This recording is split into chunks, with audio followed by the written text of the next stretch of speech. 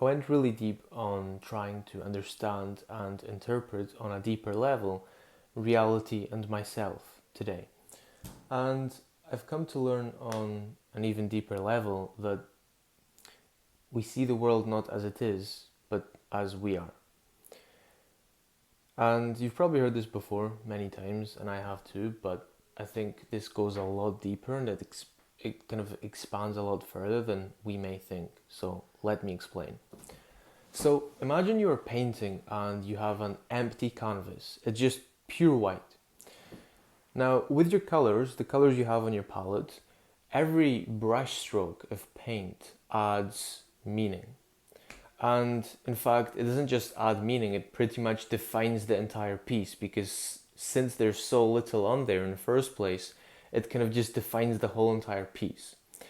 Whereas when you have the painting already finished and it's a complete painting, or at least just about finished, then every brushstroke you add can either destroy or ruin that entire painting, or it can be the finishing touch that makes everything 10 times better.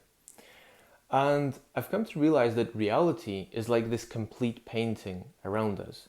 And we walk around and we color reality based on our inner palette. So if, for example, our only color in our palette or our default color in our palette is black from within, and let's say this color black represents hatred and wanting to maybe envy and just envy and hatred, then everything we see and kind of experience, we will put hatred into that thing. And reality will reflect back to us who we are. And we will start being surprised why all the people around us and all our experiences are so negative and why people hate us.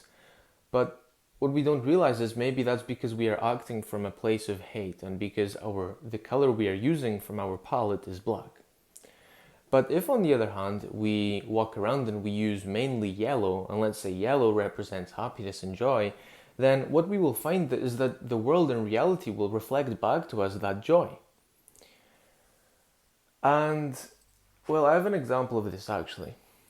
And not too long ago, I was walking with someone and we were in the woods, near the woods, in nature, and there's a house near the woods, just outside the woods, where they have really quite a big garden that's clearly, or yard in American, that's clearly just not really being used or cared for.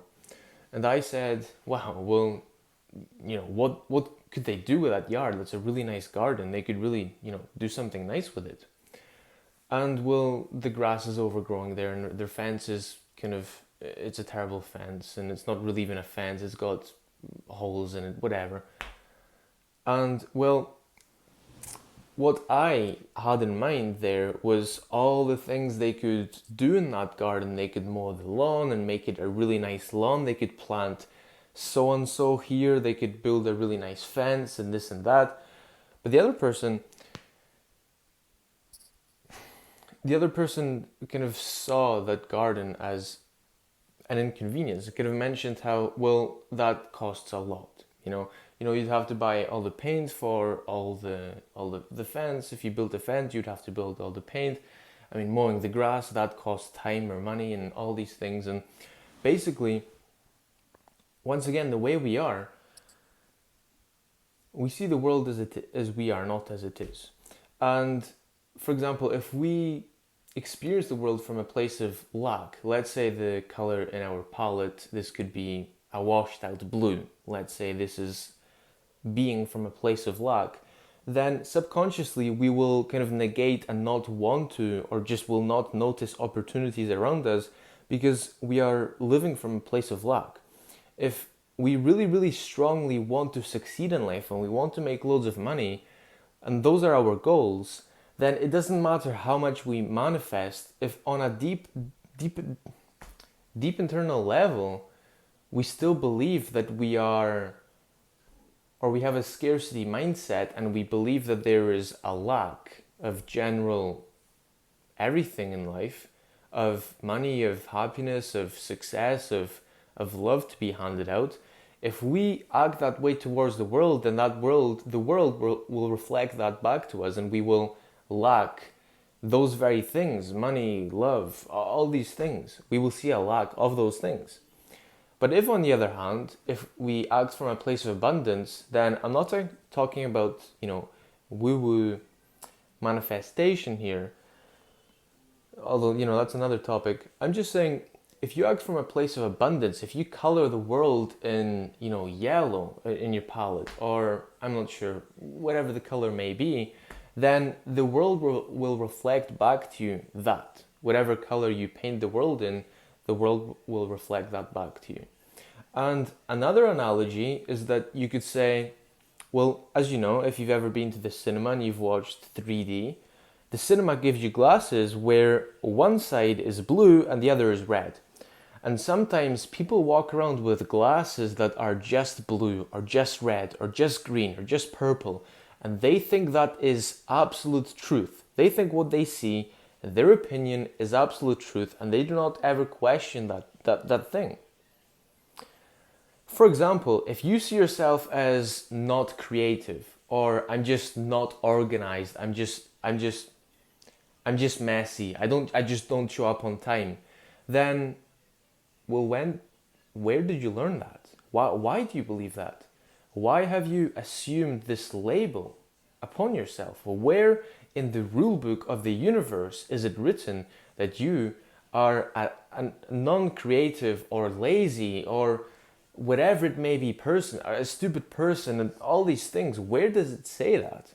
Or have you just maybe assumed this based on things you've experienced? And because our brains crave order, they crave certainty of the world around us, they want to make sense of the world around us in, well, just whatever it takes.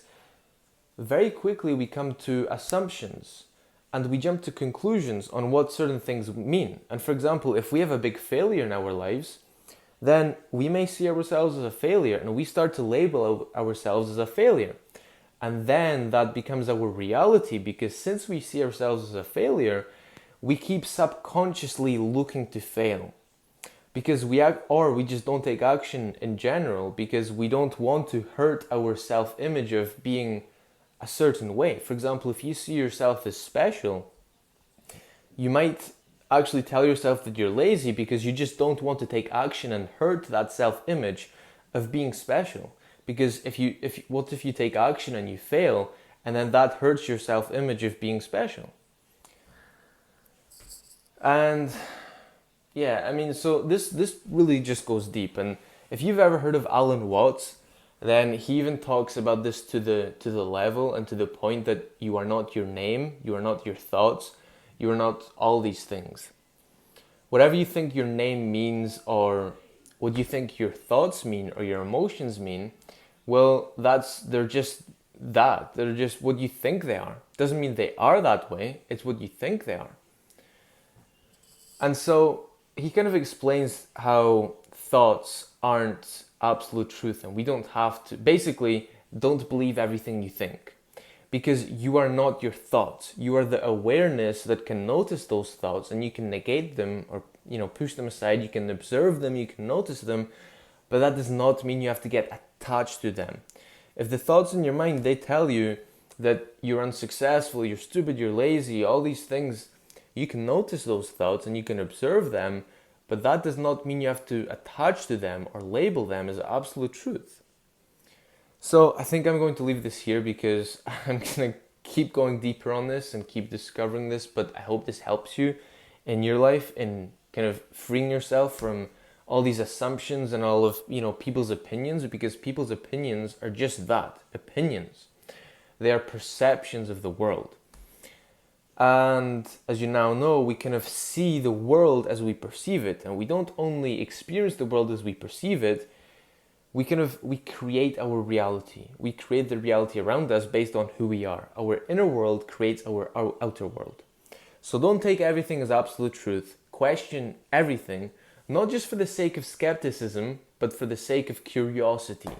Because you want to live not from a place of assumption, but from a place of discovery. So I wish you all the best. And yes, I've just come out of the shower. My hair is wet. That is why. But I wish you all the best. And well, until next time. Ciao.